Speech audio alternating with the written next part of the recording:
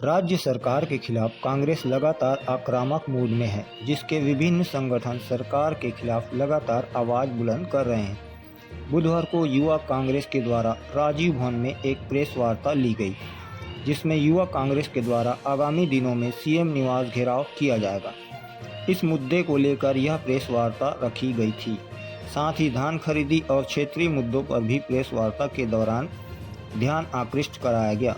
साथ ही पोस्टर विमोचन भी किया गया। आइए जानते हैं इस दौरान युवा कांग्रेस के प्रवक्ता तारिक रजा कादरी ने क्या कहा।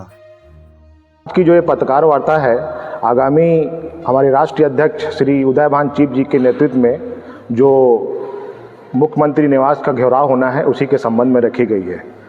मुख्यमंत्री का घेराव जो है, हमारी जो प्रादेशिक जो हमारी मांग है वो 3 है और कुछ हमारे क्षेत्रीय मुद्दे हैं धमतरी के।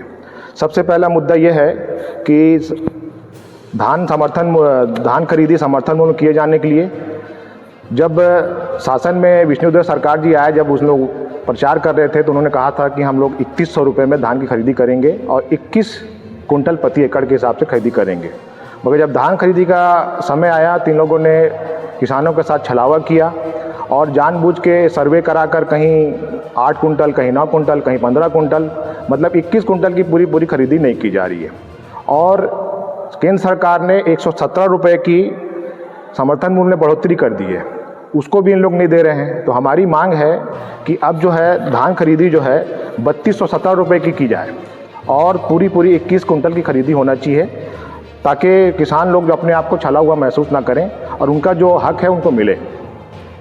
बारदाने की कमी है, 50% तो उन्होंने कहा था कि पुराने 50% नए की बात है, वो भी बारदाने वहाँ पहुँच नहीं पा रहे हैं। कई जगह धान खरीदी केंद्रों में धान खरीदी बंद कर दी गई है।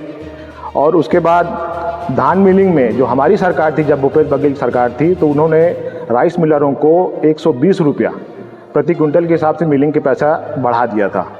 इनकी सरकार आते हुए इन्होंने उसको फिर से 60 रुपया कर दिया है। तो राइस मिल वाले भी ये परेशान हैं और उन लोग मिलिंग करने में असमर्थता जाहिर कर रहे हैं। दूसरा है हमारा मुद्दा जो है बेलगाम नशा और अपराध। नशा की बात अगर करेंगे हम लोग, नशा, सूखा नशा जो है पूरे चरम सीमा पर है। गोलियां जो है यहाँ लगातार बिक रही हैं, जिससे हमारे यहाँ नाबालिग बच्चे, युवा उसमें लिप्त हैं, अपराध के ऊपर उतर जा रहे हैं। इसमें किसी तरह का कोई रोक लगाने में प्रशासन पूरी तरीके से फेल नज़र आ रहा है। दारू के लिए, शराबबंदी के लिए पिछले 5 साल जिन्होंने चीख के चिल्लाया और दारू को के लिए हल्ला मचा रहे थे, जैसे ही शासन में आए इन लोग, शासन में आते ही शराब नीति में चेंज करके अब मनपसंद ऐप बनाकर उसको बहुत आसानी से मुहैया कराने का कार्य इन लोग कर रहे हैं। इससे भी युवा इसमें सब में वो बर्बाद होंगे और अपराध बढ़ेगा। 1000 रुपया महतारी वंदन में देकर हर परिवार से हजारों रुपया लूटने का काम अभी सरकार कर रही है, जिसमें बिजली बिल में वृद्धि कर दी गई है। जो लोगों के 1000 रुपया, 500 रुपये के बिजली आ रहे थे, हमारे भाई हितुष गंगीर के नेतृत्व में इसके लिए भी प्रदर्शन किया गया था कलेक्ट्रेट में। 8-8 हज़ार रुपये का बिजली बिल आ रहा है एक आम परिवार में। और उसके बाद अभी फिर आप लोगों के माध्यम से, ये सोशल मीडिया के माध्यम से ये सूचना प्राप्त हुई है कि फिर से CSPDCL ने बिजली बिल की वृद्धि के लिए उन्होंने शासन को लिखा हुआ है। तो मुझे लगता है इसको भी बढ़ाने का काम करेंगे लोग। महंगाई भी बेइंतहा हो गई है, लगातार महंगाई बढ़ी हुई है। पेट्रोल डीजल के रेटों में किसी तरह का, जो हमारी जब सरकार थी 2014 में, उस समय पेट्रोल कच्चा तेल जो है 107 रुपया 95 पैसे प्रति बैरल के हिसाब से मिल रहा था और सबसे लो जो 2024 में 66 रुपया 37 पैसा हो चुका है। मगर इस बीच की जो कटौती का किसी तरह का लाभ जो है जनता को नहीं मिल पा रहा है।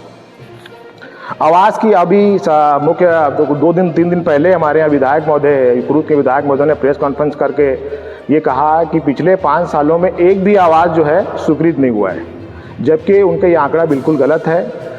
2.5 साल के कोरोना काल के बाद भी हमारे यहाँ में ये नगर पालिका से आंकड़े आए हुए हैं, 2018 से लेकर 23 तक 2935 प्रधानमंत्री आवास स्वीकृत हुए, जिसमें 2589 पूर्ण हो गए हैं और 337 निर्माणाधीन है। और अभी 1 साल पूरे हो गए, उसमें एक भी आवास को पैसा नहीं आया है, सिर्फ हवाई है। आंकड़े हैं कि राजस्व दे दिया गया है, मगर एक भी पैसा अभी आवास योजना का नगर निगम क्षेत्र में नहीं आया है।